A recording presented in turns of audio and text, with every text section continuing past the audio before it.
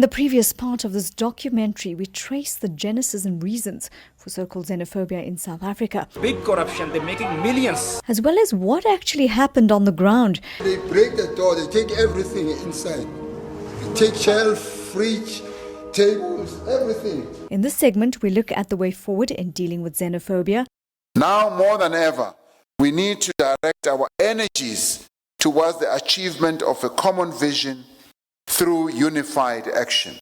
By speaking to all segments of society, including foreigners and locals, and NGOs, civil society, academics, analysts, government, the South African services, the UNHCR, and women's groups. At the ISRI conference held in early April regarding the implementation of the National Development Plan, we managed to get the perspective of the Deputy President of South Africa, Cyril Ramaphosa, pertaining to the conflict surrounding the issue of social cohesion and what steps the government are taking to rectify the situation. The NDP places a great deal of emphasis on the importance of social cohesion. Division and discord continues to undermine our project of building a nation. Social cohesion can best be realized in a country in which all social partners work together to ensure that all our people are educated, they have skills, in which all are employed, in which all enjoy a decent standard of living, and in which all feel safe and secure. Now more than ever, we need to direct our energies towards the achievement of a common vision through unified action. Active citizenry is the cornerstone for achieving this vision. Every South African needs to see themselves as a leader. Every South African needs to see themselves as a nation builder. Every South African has the ability to lead. They have the ability to set an example to be honest, to be compassionate, to be trustworthy, and to demonstrate integrity and to care for other people. Every South Africa does have that capability. And it is this capability that we want to harness so that we work together to build our nation. Social cohesion should not be understood as to mean lack of conflict. That's not going to happen. We have conflicts everywhere, in our families, in our universities, in our churches. But it's how we resolve those conflicts that determines whether we live in a peaceful chaos. So without leadership that is able to resolve conflicts, without them escalating to violence, we will continue to have that kind of violence.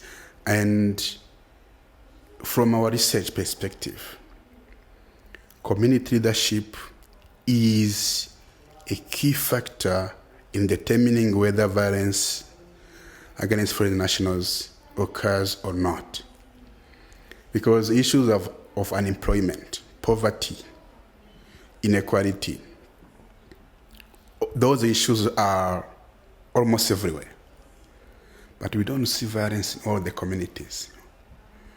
There must be something that distinguishes those communities where violence happens and where violence that doesn't. So that's what our research tries to understand. And the one factor I just mentioned we have been able to identify is community leadership. Violence takes place in communities where leadership is either directly involved, because we have evidence where the councillors, the street committees are the ones calling communities to organize violence. Second, where when they are not directly involved, they are complicit, or they don't want to stand in the way of influential groups who want to remove foreign nationals. For instance, local business fora. Of course, corruption, that's part of the process. So that's why we in the chapter of this book, what you saw, we are saying this violence is politics by other means, because it has political and economic incentives behind it. Either local business further trying to get rid of what they call illegitimate competition brought about by foreign nationals, or informal leadership groups trying to legitimize or to consolidate their power and legitimacy in their communities. As analyst Pierre Misago pointed out, that corruption was a major hurdle to moving forward at local level. This point was reinforced by a foreigner with refugee status and his battle with corruption at local government level.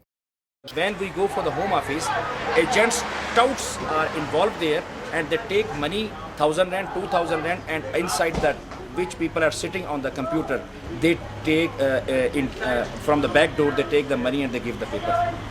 So it's not, there's corruption? No, a big corruption. They're making millions, not for the even 500,000 people in the queue. What would you suggest be done by government and by communities, both migrant as well as local, to stop further attacks and further conflict in this land of so-called honey and milk?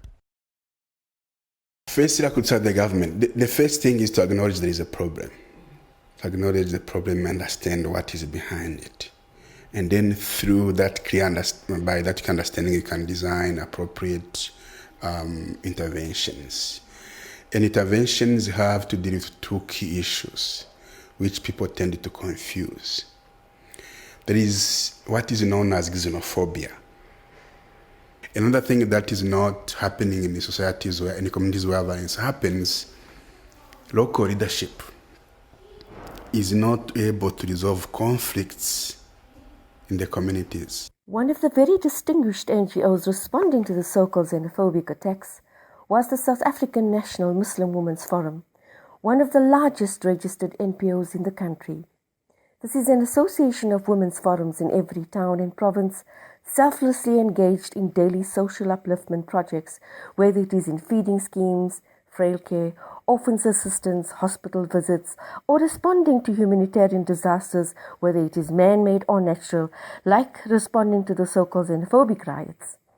Townships are in close proximity to many of the forums in many towns and provinces, hence the swift response to the xenophobic violence. We need to work, we need to get together, we need to iron out our little differences. I think there's a lot of misunderstanding.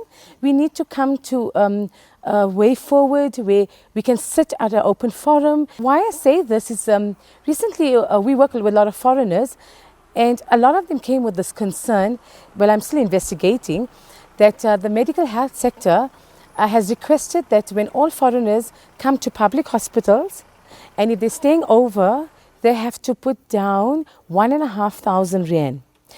And if they have to give birth in a public hospital, they have to put a deposit of 8,000 rand. Where are they going to get 8,000 rand if they want to deliver in a public hospital? This is a service that Mandela promised free for people. This is something that Mandela wished for. Where are we going?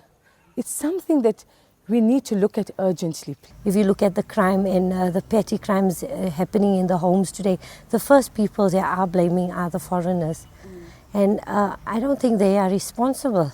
I think we should look at it more closely and see what can be done, Who is responsible and why are they the scapegoat? So this is another shop that has been looted and closed as a result of the attacks of the fateful day of 15th August 2013.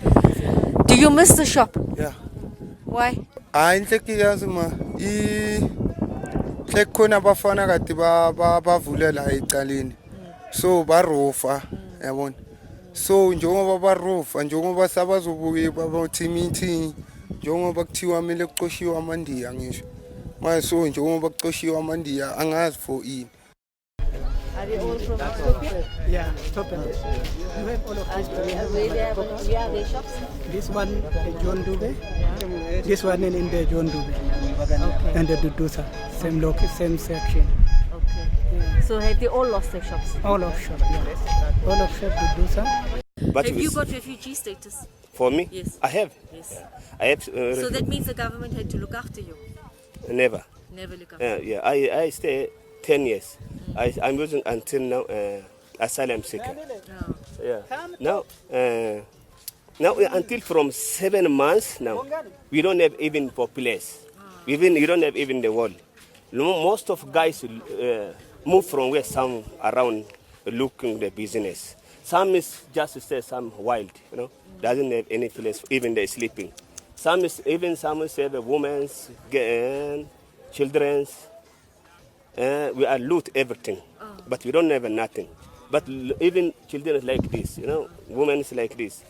Lot of us, I don't know where. Some of you don't know where's the address even, more than 3-4 times, UNHCR is coming here.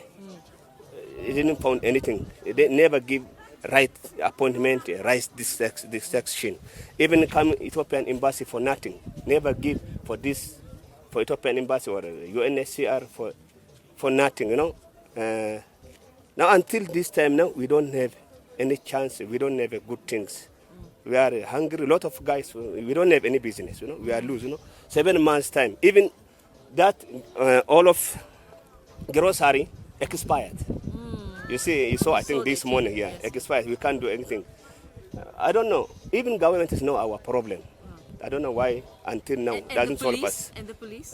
Police doesn't help us for nothing, Police is like, I don't know, I can't say about the police. Even something happened, we call the police. Police is coming, just take us from shop. Those people is put inside, attack the shop. Doesn't help us, doesn't protect, just carrying a gun for nothing. What's the meaning of gun? I don't know. Doesn't save us. When you come, something attack people is coming from around here. Just take, some is banned, Lot of people is, some is banned petrol bomb. We are, last time, all the councillors, we are open the case until up and down the court. I don't know who is banned. Lot of things is happening. Even also somebody's more than 4 or 5 guys banned already the fire. When I was just working the shop, you doesn't have a chance even to run away. Just throw it inside petrol bomb. Did any of your families die? Yeah. Our friend, our brother's wife and the child. The dad. If you can see even the internet, Ethiopia mama and baby. When you see even your phone, you get who is that. About this problem. Until this thing is not solving. We are still just anywhere where we are. If we have any place we are sleeping, we don't have even the place until, I don't know, government doesn't look after. If you are, government open the South Africa for refugee, it's not safe. Just open the border for nothing. If government, he must take us a protection or responsibility. We don't know responsibility. We go to the police station, police says, go your country back. Say like that. Police station said, go back to your country. Yeah, most of police say like this. Go back to your country. Go back to your country. Yeah. Some police says, is supporting others as Shangane side because Shangane is until apartheid time until now is fighting. We are supporting on this. Shangane police say like that. Police never judge or even the equal judge. That's a big problem. Many foreigners voiced their grievances about the lack of police action. Yet the police maintain that they are continuing to fulfill their duties as public protectors over all those who live in South Africa, irrespective of origin. There's a constitutional imperative for us that whoever lives in South Africa should be treated as citizens of this country, and we don't differentiate. There's no differences, and we don't look at where people come from, but we treat them as citizens of this country. There's one important question I wanted to ask you all, can think about it, is at times maybe South Africans on the ground don't know that refugees, asylum seekers have rights according to the United Nations High Commissioner for Refugees. They do have rights. Sometimes maybe there's an education plan that needs to be done on behalf or for South African police services to say to the locals, these people have rights, and if we don't protect those rights, you and I will both be in trouble.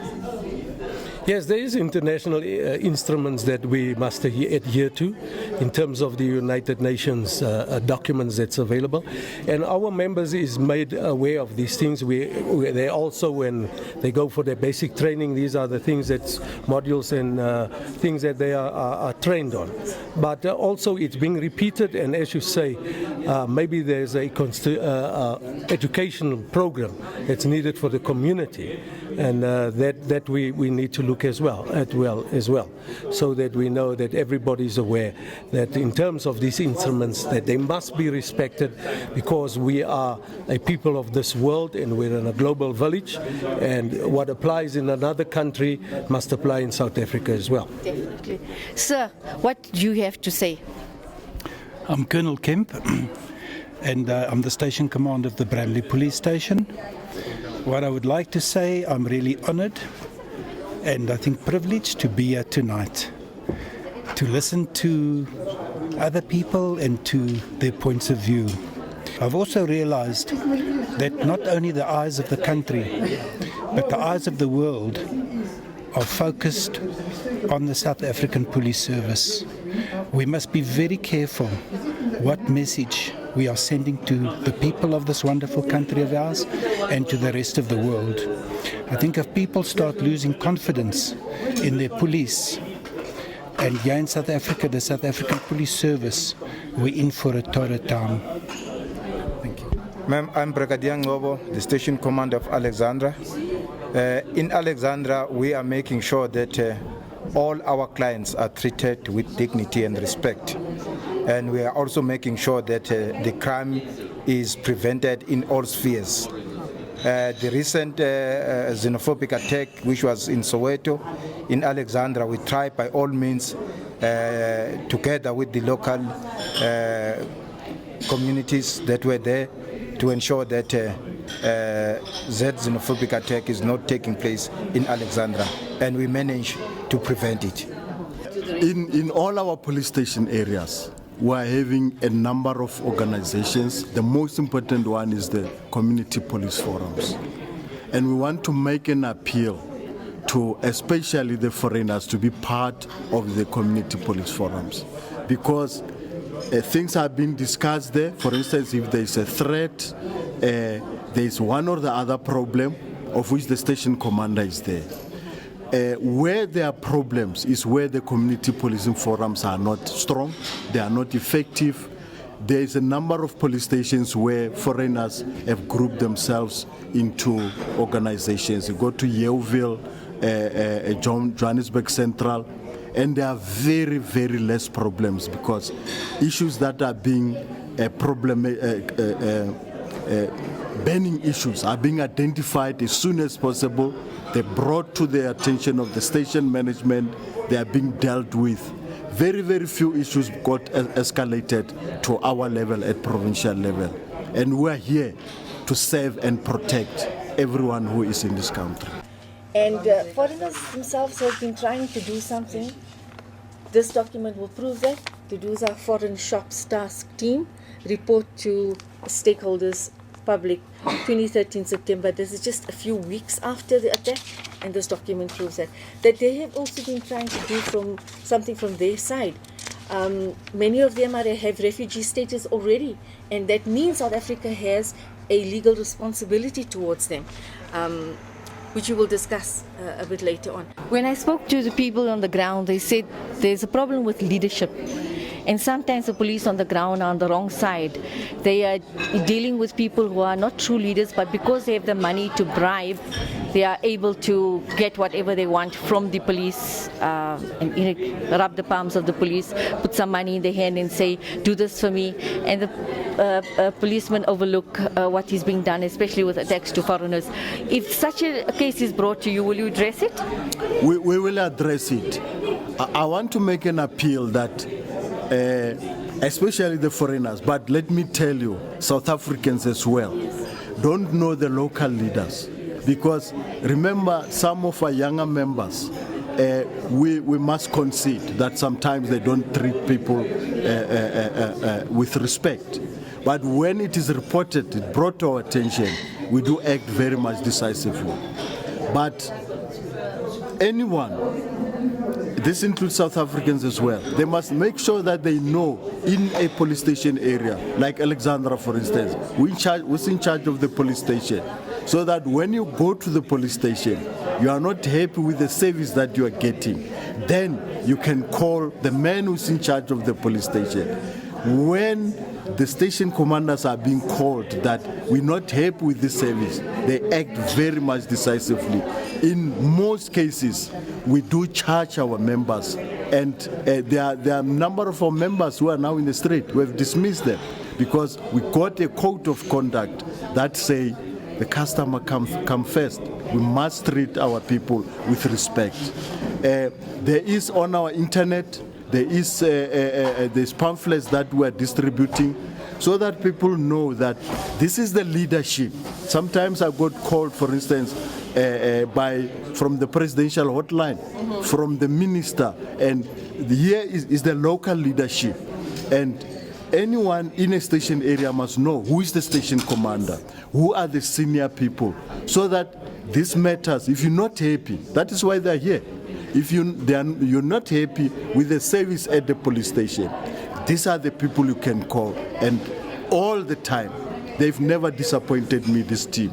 All the time when a matter is brought to their attention, even when someone called me complaining, I call them, and there is quick, decisive intervention. Well, that's what we're waiting for. We hope to speak to you in the future, and we hope that you're going to provide that hotline to us so we can disseminate that as the media, and hopefully we can work together as a country. Everyone's in good spirit today, but we hope tomorrow when the sun rises again, that feeling will still be there, and that we are all, as I said, South Africa is for everybody who lives in it, and your job is to protect us, so we feel very protected right now. Thank you. Thank you. I think there needs to be a lot of community education and outreach. We conducted a survey in 2012 among South Africans and how they felt about refugees or people who've been forced to flee their homes. And the majority of people said that they were sympathetic towards people who might have been forced to flee because of conflict or persecution. But I think what happens is they don't associate the Somali shopkeeper around the corner as someone who is actually a refugee and can't go home because of the war in their home country. So I think there's a lot of education awareness that needs to be done.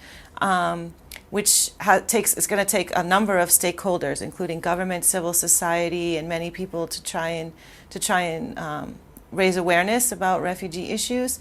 I also think we need to focus a lot on the positive contributions that refugees and migrants are making to this country. I think there are a lot of myths out there that they're not contributing to the economy, when in fact that's not true. There are many people who own businesses that employ even South Africans in their businesses. We know, for example, the foreign shop owners, they're renting shops and the income goes to South Africans. They're consumers of products in the community. So I think it's more that we have to sort of dispel the myths that they're a burden on society, when in fact they actually are contributing. We know of refugees who are doctors, who are teachers, who are really, committed to working within their communities. Tina Jelly's points on foreigners' contribution to the community was spot on to how locals on the ground felt about foreign-owned shops and why they so desperately wanted them to return. Yeah. And now we got them treating Habana. And the price of Nadiva. The price of Nadu Dimulzo. The price of what our Regisang on no. Barisano. Yeah. Do Dimulzo. Ah, okay. All right, and that. Okay. Marat, how's it life? Yeah, right. Right, okay. What we like to see is maybe if the president himself, if he can address, but I don't think it can happen. If he can address that these people, they are foreigners, but they're also human beings. So we must treat them as how we treat our people. So maybe it will work, but apart from that, it will never work again, because wherever there's violence, you hear there's 5 foreigners, 3 foreigners are died and everything. Shops for foreigners, they don't attack for shops for local, they attack for foreigners, which means they start in the name of saying something, but at the end of the day, they know that they want to attack foreigners. You understand? They can't say we are attacking foreigners because they're going to be in a bad name. But in any case, if you see the situation, Malawi's, all the foreigners, they are in a problem, big problem. If you had you will never succeed in life. The world is very big. The continent is quite massive. We can all benefit from. Abundance of resources. Absolutely, abundance of resources. And that's created a huge problem for Africa, neo-colonialism. Yes, indeed. But why do we have to blame colonialism that has left us 60s?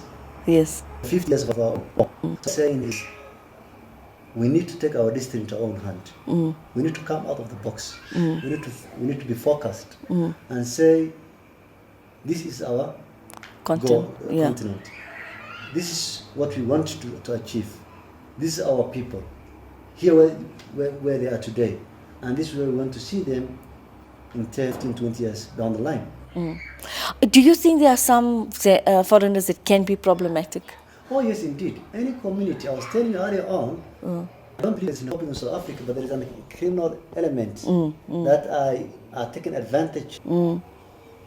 But I always say there should be more interaction. Yes, and there should be, every individual should be responsible for his or her mistake. When we do these collective things of saying, Somalians are this are that, it's not going to help. We need to face and say, look, you Abdi, you are the problem. Then it got nothing to do with my child, it got nothing to do with my community. It's myself and it's me, and I have to face. That's one thing. The other thing here, I think we need to have a tough regulations when it comes to crime, because you cannot go out and commit a crime and tomorrow you walk out as a free person. And that's one of the problems that That's one of the problems that we need to face. This is a challenge that the government need to face, because a criminal has no room in the community. Because you cannot go and take someone's right, and you want your right to be protected. If you take someone's life, your life must be taken. That's the bottom line. That's the only way you'll be able to understand the pain that comes with of taking someone else's life. So someone came out, he's working very hard, he's around the clock. There you are, you want to become a lazy and rob. So I think there should be a consequence. And I think that's what the government need to look at. So you're saying all stakeholders should be involved. And your last word on the question of xenophobia? My last word on the question of xenophobia is the foreigners have to look at the local people as their brethren. And the local people has to look at the foreigners as the people who came to them with a positive. Let them look at the positive aspect of it rather than only dwelling on the negative aspect of each other. Yes. Thank you so much for your contribution. Yes, we had to question the Somali community, because in many of the areas that we visited, we find that Ethiopians and Somalis were mostly targeted. But thank you for throwing so much of important light and enriching our knowledge with regard to the question of xenophobia. Imam Saeed Mohammed is a local Islamic scholar and media personality who heads a humanitarian center with many foreign nationals in attendance on a daily basis. His interaction with them has endeared them to him, and understandably, he takes a very non-academic approach to xenophobia. Actually, the way forward, very little can be done by foreigners themselves, because remember, they come into the country with a lot of skills. They input, the economy is given a lift by them to a certain extent. Now, it is up to South Africans and for the government more especially to support them. But what they can do from a personal perspective is basically, and this might sound selfish from for the foreigner, but the foreigner needs to be more vigilant. He needs to bring perhaps lesser amounts of goods to his store, and in this way he can protect himself. But now, in fact, the question should be posed to the government. What is the government doing to educate ordinary South Africans? Very important, yes. In fact, the government needs to invest huge amounts of funds, right, to actually get the South African and the foreigner together. And maybe the government can actually give some form of support to the foreigner to say, look, there are certain incentives to you if you are able to teach a South African, or maybe you can employ a South African, and maybe the South African can have some stake in your business. I mean, these are some thoughts. I cannot say, for sure that 1, 2, 3, steps ought to be actually taken. But the first and foremost thing is the foreigner needs to be protected. In fact, it is his duty to be protected by the government in the country of which he actually lives. Because remember, when he sells, he's also investing in terms of SARS, etc. How do we take this now forward? How do we settle the animosity that has been created for whatever reason? As an experienced advisor over the years, how do we settle and calm the situation, would you say? Yeah, but there is no quick fix solution in this particular thing. Right? We'll find that from the beginning of democratization, lots of corruption took place within the Home And Affairs. corruption, by the way, is also part of a transition. Yes, definitely. Because we are getting people who are the wrong people for this country. We need to build this country. We need the intelligent people or educated people like engineers and others to come into this country to give us some sort of an insight of those things so we can produce engineers and whatever it may be. But all kinds lack of skilled labor. All kinds of people coming in here. I'm baffled. I'll tell you honestly, never in my life, in the struggle that we came from, I'm baffled the way I'm baffled now. I'm looking for a word. I'm looking for a way out. I mean, we were in Alexander the other day. They burned down 20, 30 sheikhs. The other day in Soweto, they burned down. We go there, the only thing we can do is to assist them by clothing them, feeding them. The humanitarian aspect. And humanitarian thing, you know what I mean? Otherwise, we don't know. Time will only tell. Professor Mamumuchi gave us many noteworthy points regarding the way forward, but emphasized on the lack of education in the schooling system as the main obstacle for overcoming xenophobia at grassroots level. Let me just say that, just to make it into context. Yes. The key thing is this knowledge. This education doesn't exist. People don't know. For example, you asked me this question about Ethiopia.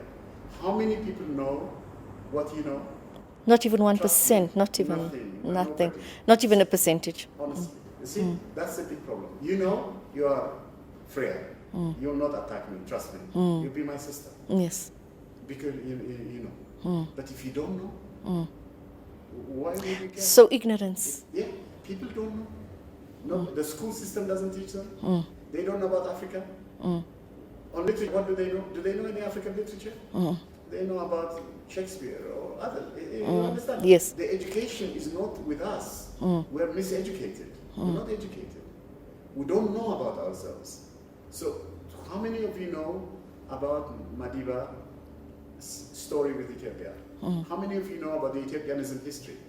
The roots of ANC and others, all liberation struggle, is rooted in Ethiopianism. It's a philosophy. How many of you know about the Ethiopian Manifesto that came out for black man's rights long before Karl Marx did it in 1848, the Communist Manifesto? We had an African manifesto, an Ethiopian manifesto. All these things, how would you know? Nobody teaches you. Let me tell you what I think is important. You've now been 20 years. The main thing, you see, the approach for development must be from bottom up. How do we build well-being? And by what mechanisms can we, by what variety of methods can we build the well-being of all the people? The people who are rich are even more interested in changing the poor. And the poor are interested. How do we synergize? How do we combine? How do we do things like that? It's thinking. This kind of thought is very, very necessary. Absolutely. But let me just tell you another important thing. We are in Africa. We are the richest continent on this planet. Just the Sahara alone gives us solar energy. And the physics is not difficult. The engineering may be to transport it, to store it, to distribute it may be not easy. That alone, if we are able to do it, we'll create green Sahara, we can trap the sun, we can distribute energy across the world, Europe, everything. We can even give them for free, trust me. We have everything.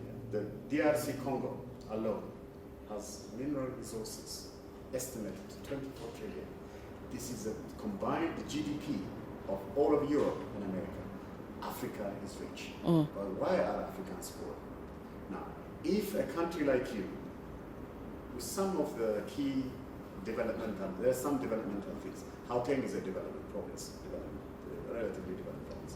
Supposing you unite, you say we have a rich continent, we must make our main goal to make sure Africans own their resources and they use it well, and we find a mechanism by which we can do it, and we'll play a big role.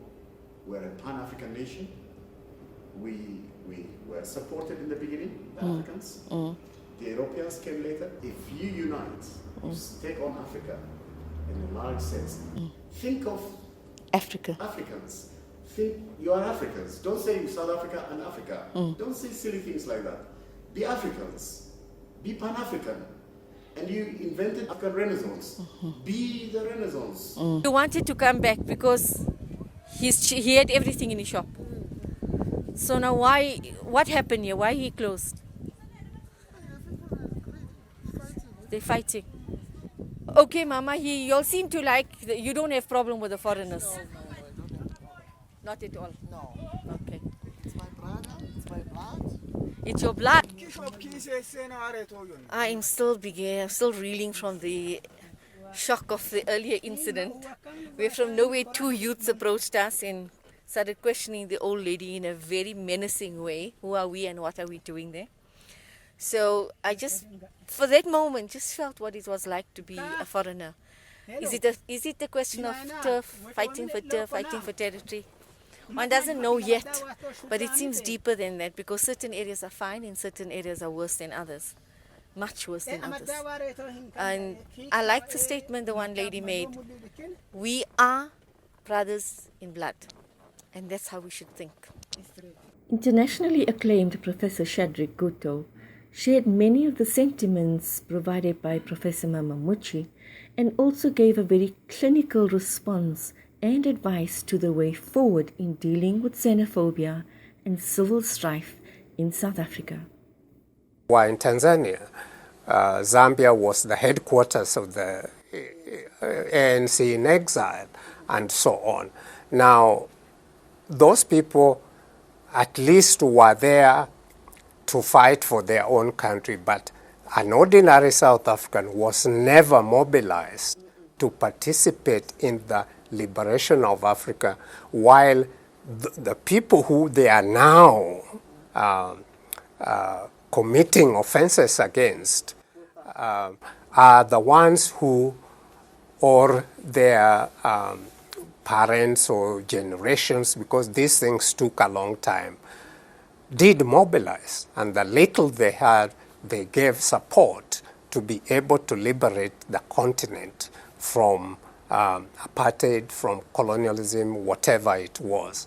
So I believe that even school textbooks that we use in school, the learning materials, have not been developed sufficiently to help even young South Africans to be able to understand the role of Africa and the role of the rest of the world, but mainly Africa, that really pushed for getting rid of apartheid and so on. Instead, some of the political leaders just want to press their own political parties. Some, the ANC liberated South Africa, not realizing that it was much bigger forces, but also the people inside South Africa are the ones which made the situation ungovernable and therefore participated in the liberation of the country. So we need proper education and yes, and properly constructed materials that are truthful, that are able to really help people say, this is where we are coming from. These people we are seeing here, they may look poor, they may not even know our languages and so on, but they sacrificed to be able for liberation, for dignity of the people. And I think that xenophobia, therefore, is there, but it is one which takes, sometimes I call it Afrophobia rather than xenophobia. And in the African peer review mechanism, where South Africa was being reviewed under the APRM, the African peer review mechanism, xenophobia was pointed out as one of the challenges facing South Africa. We thought a lot would be done to try and eliminate it. Unfortunately, we haven't seen a lot of effort by leadership to be able to get rid of it. Instead, we are seeing more of it. Last year, again, a flare-up. And unfortunately, one of the gruesome ones, a Mozambican being pulled even by the police and being dragged along and so on. So it is therefore important for us to be able to unpack all of this, and but some of it comes out of jealousy. South Africans, like every human being, some are jealous. You come here, you are very little, but you are able to get up, start a small spaza shop somewhere, and people come to your shop and you become better and better at doing your business.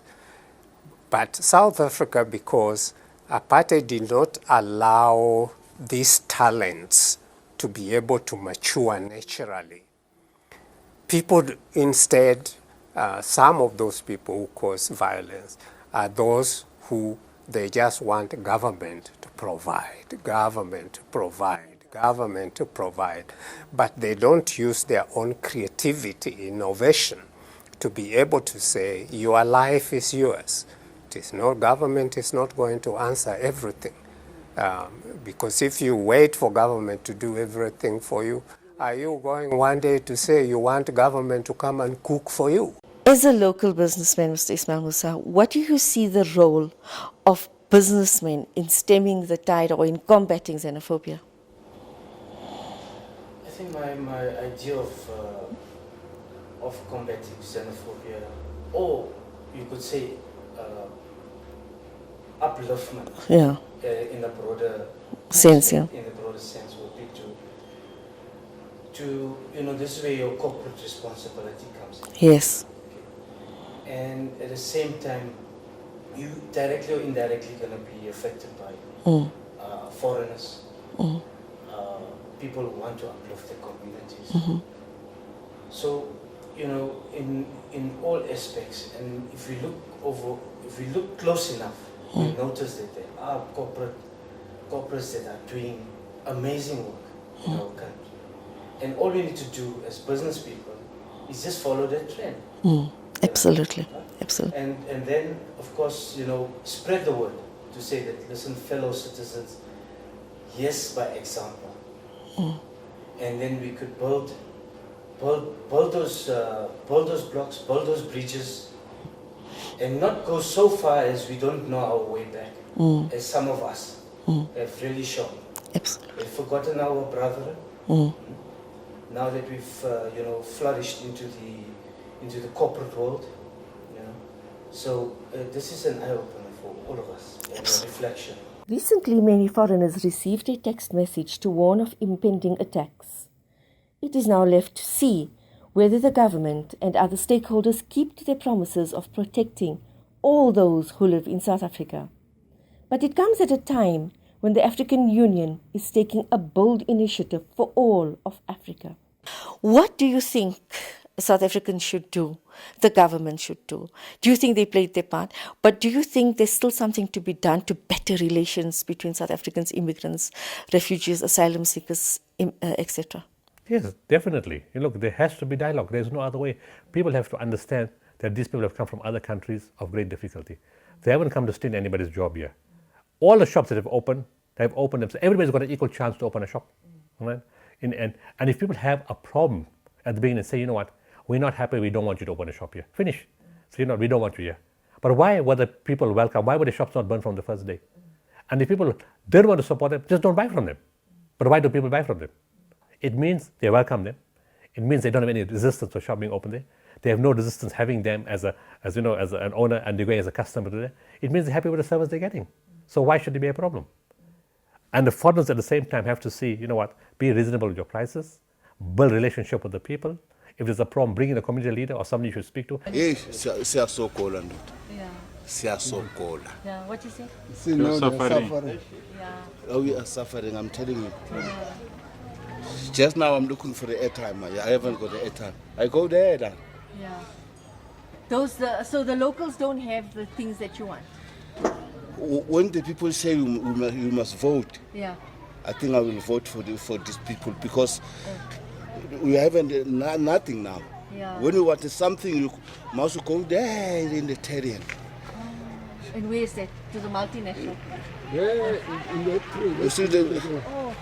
Yeah, we see there's some people like that there. side? Yeah. Oh, okay. For small thing. Yeah. Can't get it. The 6 rand something, he got there, the local 6 Transport is 12 rand. 12 rand. Transport is 12 rand. You need a 6 rand item, so you have to go all the way there. Yeah, but 10 rand, your time he got there. The cold drink he got there. But I'm you know what I've picked up on the ground, and this for me is so heartwarming, is there is so much of love between the South Africans and foreigners. You walk around there, you're looking for the teaspoon. Yeah. You can't get it. Your head is spinning. Yes. You haven't got it. The sense I get is the older generation have needs, and they feel that many of the foreign businessmen provide those needs, whereas the South African tuck shop so far don't have as many of those items, the daily needs that are required by people. We're in an area that seems to be less developed, as we said, and because wherever they seem to be, whether it's Duduza or whether it's Elra Park, or whether it's Nigel, it seems as if they continue to attack them wherever they are. What do I think cause xenophobic attacks?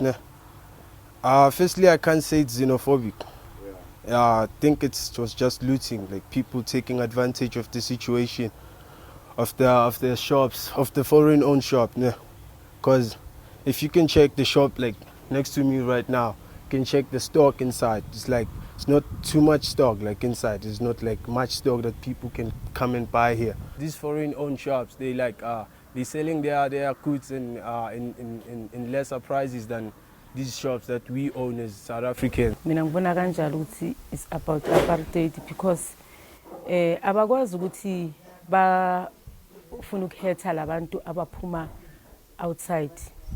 Uyabona? Because labantu bangabantu bafana nathi. Uyabona?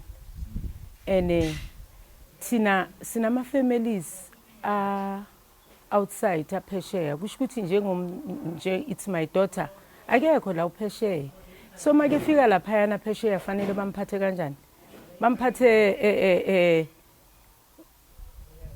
bambandlulule because engasiwa leyo country leyo uyayibona mina ngibona ingekho right. I think it was both. It was xenophobic and looting at the same time. Others, they were doing it for xenophobic because of, I think, this criticism yama foreigners men. So abanye, they were doing it for looting because they think maybe abana misebenzi and stuff like that. So they've seen an opportunity to go there and loot and take some stuff there. So, but then I think at the same time, it's not fair for other people nabo bazilana to this country because they think maybe in South Africa they will get a better life, you understand? So if they thought ukuthi life as South Africa is not good, ngabe basema country abo. So I felt it was both of it, xenophobic and looting. At the recent AfriCities conference held in Sandton, Johannesburg, the chairperson of the African Union, Mrs. Nkosazana Dlamini Zuma, mentioned a bold and new stance taken by the AU on a seamless Africa without borders. We are also looking at how to improve the interaction amongst Africans across the continent. We are looking at how to have an African passport that can take you to any country on the continent. We have the privilege at the AU that we are already using that African passport, and we don't need visas in many of our countries when we use it. I think it's 1 or 2 that still require visas, and we have decided we will not visit those countries until they do not require visas. This could have a multitude of implications for migration, xenophobia, and crime in South Africa. Will it herald in the Pan-African unity envisaged, or will it compound a problem that already exists? Only time will tell.